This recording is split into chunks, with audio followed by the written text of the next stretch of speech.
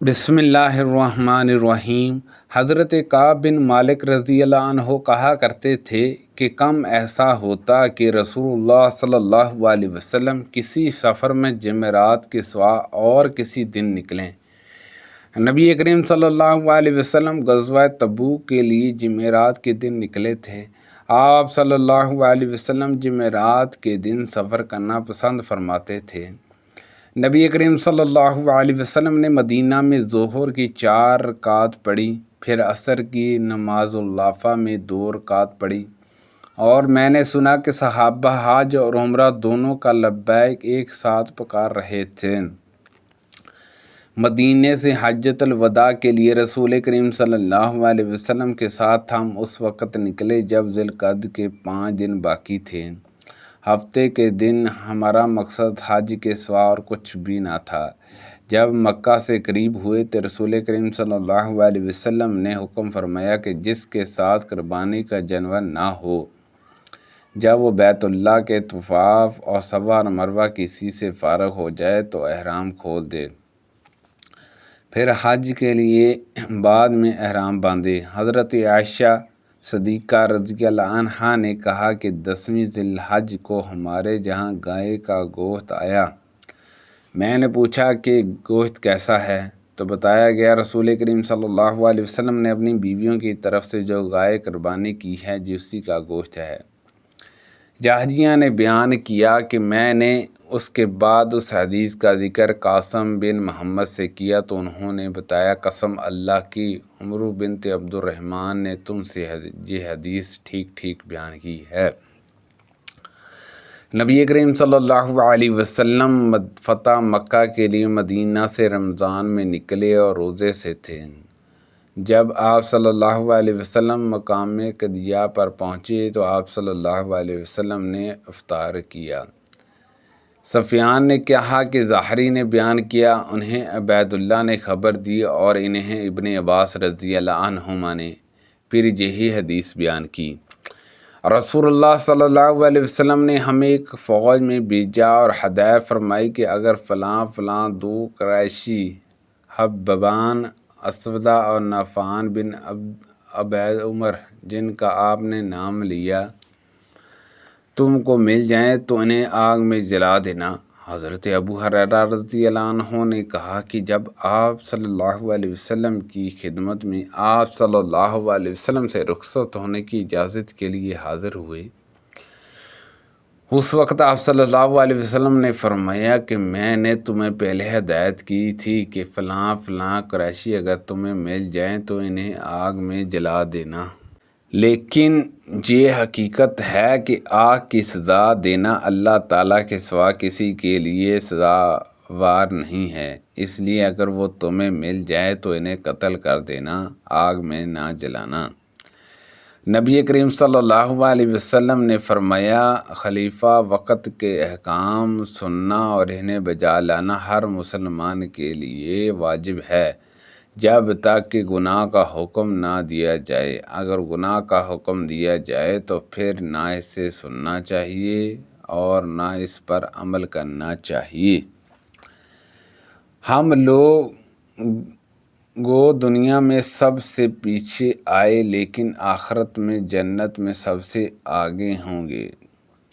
جس نے میری اطاعت کی اس نے اللہ کی اطاعت کی، اور جس نے میری نافرمانی کی اس نے اللہ کی نافرمانی کی، اور جس نے امیر کی اطاعت کی اس نے میری اطاعت کی، اور جس نے امیر کی نافرمانی کی اس نے میری نافرمانی کی۔ امام کی مثال ڈال جیسی ہے کہ اس کے پیچھے رہ کر اس کی آڑ میں یعنی اس کے ساتھ ہو کر جنگ کی جاتی ہے اور اس کے ذریعے دشمن کے حملے سے بچا جاتا ہے۔ پس اگر امام تمہیں اللہ سے ڈراتے رہنے کا حکم دے اور انصاف کرے اس کا ثواب اسے ملے گا، لیکن اگر بے انصافی کرے گا تو اس کا وبال اس پر ہوگا۔ صلح حدیبیہ کے بعد جب ہم دوسرے سال پھر آئے تو ہم میں سے جنہوں نے صلح حدیبیہ کے موقع پر ان حضرت صلی اللہ علیہ وسلم سے بیعت کی تھی، 2 شخص بھی اس درخت کی نشاندہی پر متفق نہیں ہو سکے جس کے نیچے ہم نے رسول اللہ صلی اللہ علیہ وسلم سے بیعت کی تھی، اور یہ صرف اللہ کی رحمت تھی۔ جارجیہ نے کہا، میں نے نافع سے پوچھا، ان حضرت صلی اللہ علیہ وسلم نے صحابہ سے کس بات پر بیعت کی تھی؟ کیا موت پر لی تھی؟ فرمایا کہ نہیں، بلکہ صبر و استقامت پر بیعت لی تھی۔ ہیرا کی لڑائی کے زمانے میں ایک صاحب ان کے پاس آئے اور کہا کہ عبداللہ بن حنظلہ لوگوں سے یزید کے خلاف موت پر بیعت لے رہے ہیں، تو انہوں نے کہا کہ رسول اللہ صلی اللہ علیہ وسلم کے بعد اب میں موت پر کسی سے بیعت نہیں کروں گا۔ حدیبیہ کے موقع پر میں نے رسول اللہ صلی اللہ علیہ وسلم سے بیعت کی، پھر ایک درخت کے سائے میں آ کر کھڑا ہو گیا۔ جب لوگوں کا ہجوم کم ہوا تو ان حضرت صلی اللہ علیہ وسلم نے دریافت کیا، ابن لا کو کیا بیعت نہیں کرو گے؟ انہوں نے کہا کہ میں نے عرض کیا، یا رسول اللہ صلی اللہ علیہ وسلم، میں تو بیعت کر چکا ہوں۔ تو آپ صلی اللہ علیہ وسلم نے فرمایا، دوبارہ اور بھی، چنانچہ میں نے دوبارہ بیعت کی۔ یزید بن ابی عبید اللہ کہتے ہیں کہ میں نے سلمہ بن علاقہ رضی اللہ عنہ سے پوچھا، ابو مسلم، اس دن آپ حضرات نے کس پر بیعت کی تھی؟ کہا کہ موت پر۔ انصار خندق ہوتے ہوئے غزوہ خندق کے موقع پر کہتے تھے، ہم وہ لوگ ہیں جنہوں نے محمد صلی اللہ علیہ وسلم سے جہاد پر بیعت کی ہے، ہمیشہ کے لیے، جب تک ہمارے جسم میں جان ہے۔ ان حضرت صلی اللہ علیہ وسلم اس پر جو اب میں یوں فرمایا، اے اللہ، زندگی تو بس آخرت ہی کی زندگی ہے، پس تو آخرت میں انصار اور مہاجرین کا اکرام فرمانا۔ میں اپنے بھائی کے ساتھ فتح مکہ کے بعد ان حضرت صلی اللہ علیہ وسلم کی خدمت میں حاضر ہوا اور عرض کیا کہ ہم سے ہجرت پر بیعت لے لیجیے۔ ان حضرت صلی اللہ علیہ وسلم نے فرمایا کہ ہجرت تو مکہ کے فتح ہونے کے بعد وہاں سے ہجرت کر کے آنے والوں پر ختم ہو گئی۔ میں نے عرض کیا، پھر آپ ہم سے کس بات پر بیعت لیں گے؟ آپ صلی اللہ علیہ وسلم نے فرمایا کہ اسلام اور جہاد پر۔ میں اپنے بھائی کے ساتھ فتح مکہ کے بعد ان حضرت صلی اللہ علیہ وسلم کی خدمت میں حاضر ہوا اور عرض کیا کہ ہم سے ہجرت پر بیعت لے لیجیے۔ ان حضرت صلی اللہ علیہ وسلم نے فرمایا کہ ہجرت تو مکہ کے فتح ہونے کے بعد وہاں سے ہجرت کر کے آنے والوں پر ختم ہو گئی۔ میں نے عرض کیا، پھر آپ ہم سے کس بات پر بیعت لیں گے؟ آپ صلی اللہ علیہ وسلم نے فرمایا کہ اسلام اور جہاد پر۔ میرے پاس ایک شخص آیا اور ایسی بات پوچھی کہ میری کچھ سمجھ میں نہ آیا کہ اس کا جواب کیا دوں۔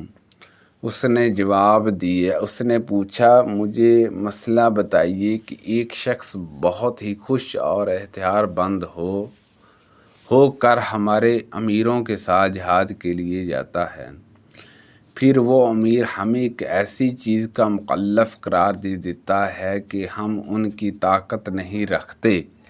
میں نے کہا، اللہ کی قسم، میری کچھ سمجھ میں نہیں آتا کہ تمہاری بات کا کیا جواب دوں۔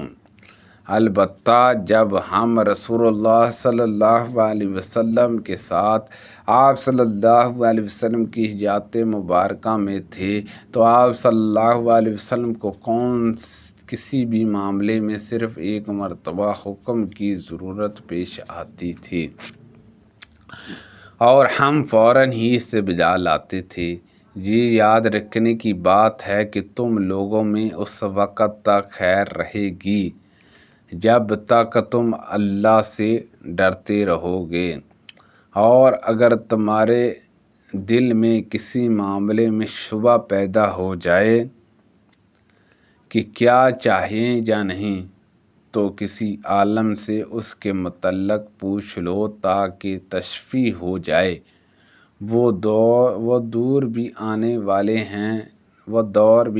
والے ہیں کہ کوئی ایسا آدمی جو صحیح مسئلہ بتا دے تمہیں نہیں ملے گا۔